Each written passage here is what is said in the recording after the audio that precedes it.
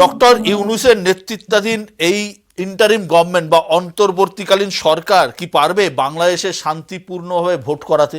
বাংলাদেশে শান্তিপূর্ণভাবে ফিরে এসছে, এই জন্যই আমি আপনাকে বলছি যে আপনি এসে দেখে যান।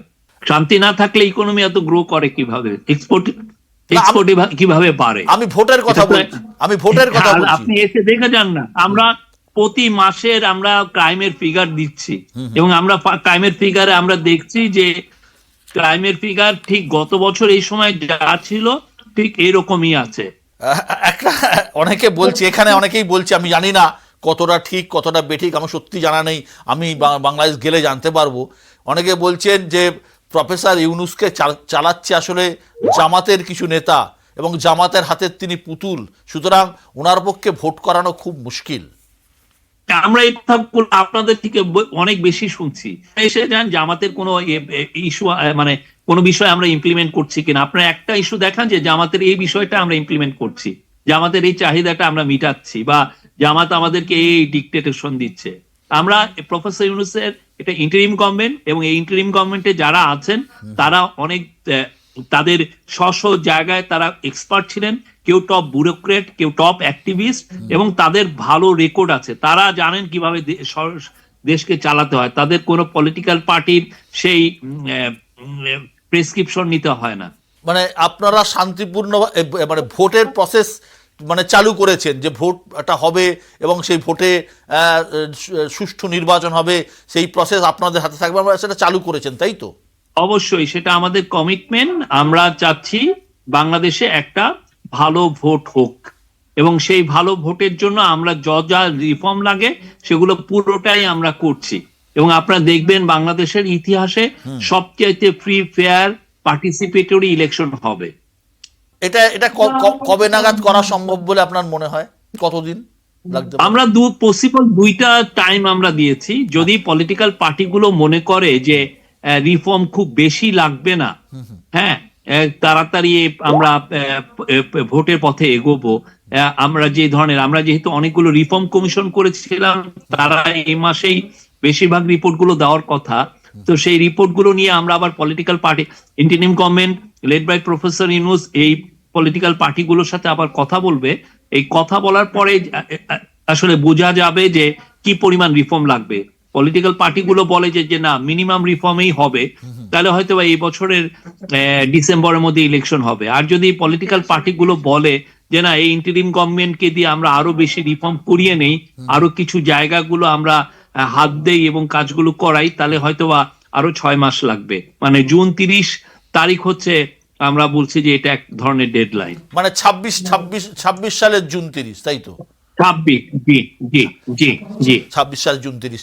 আচ্ছা, এই যে এই নির্বাচন যদি হয়, সেক্ষেত্রে আওয়ামী লীগ কি নির্বাচনে প্রতিদ্বন্দ্বিতা করতে পারবে ভোটে, কি মনে হচ্ছে? মানে সেটা ইলেকশন কমিশন ডিসাইড করবে। বাট একটা জিনিস, যে আওয়ামী লীগের যারা এই যে হত্যা, খুন, গুমে জড়িত ছিল তাদের বিচার হবে, সে ইনক্লুডিং শেখ হাসিনা এবং হাসিনার পরিবারের অনেকেই। 20 জানুয়ারি ডোনাল্ড ট্রাম্প আমেরিকার রাষ্ট্রপতি পদে শপথ নেবেন। বাংলাদেশের রাজনীতির ক্ষেত্রে এটা কতটা প্রভাব ফেলবে? বাংলাদেশের রাজনীতিতে আমেরিকার যে খুব বেশি প্রভাব আছে তা না। ডোনাল্ড ট্রাম্প আসবেন, আমরা তাকে স্বাগত জানাই, এবং আমরা মনে করি তার ক্ষমতা গ্রহণের পরে বাংলাদেশের সাথে আমেরিকার সম্পর্ক আরো উত্তরোত্তর বৃদ্ধি পাবে। এবং আরেকটা যে জিনিসটা আমরা এক্সপেক্ট করছি সেটা হচ্ছে যে, আপনি জানেন ডোনাল্ড ট্রাম্প বলেছেন যে তারা চীনের উপরে বড় রকমের একটা ট্যারিফ বসাবেন 60 থেকে 100% উপরে। তো সেক্ষেত্রে যদি চীনের অনেক পণ্যের উপরে ট্যারিফ ইম্পোজ হয়, যেমন ধরেন গার্মেন্টস বা ফুটওয়্যার, আমরা মনে করছি যে ওই সমস্ত পণ্য তখন ওদের যে ফ্যাক্টরি গুলো অনেকটাই বাংলাদেশে রিলোকেট হবে। ফলে আমরা মনে করছি যে ট্রাম্প আসলে বরং বাংলাদেশের ইকোনমি আরো বেনিফিটেড হবে। আচ্ছা, যে ক্ষেত্রে চীনের যদি ওইটা বসান, তাহলে বাংলাদেশ পরোক্ষে বাংলাদেশের উপকার হবে অবশ্যই। কেননা আপনি তো যেটা কিছু কিছু ফ্যাক্টরির বিষয়গুলোই হচ্ছে যে আপনি লো কস্ট ম্যানুফ্যাকচারিং করতে হয়, খুবই লেবার ইন্টেন্সিভ। তো লেবার ইন্টেন্সিভ আপনার ফ্যাক্টরি, যেমন ধরেন গার্মেন্টস, আপনি কোথায় করাবেন? আপনার কথা করতে হলে হয় বাংলাদেশ আসতে হবে, বা ইন্ডিয়া আসতে হবে, পাকিস্তান, ইন্দোনেশিয়া, ক্যাম্বোডিয়া বা ভিয়েতনাম, এগুলো দেশে তো যেতে হবে। ঠিক।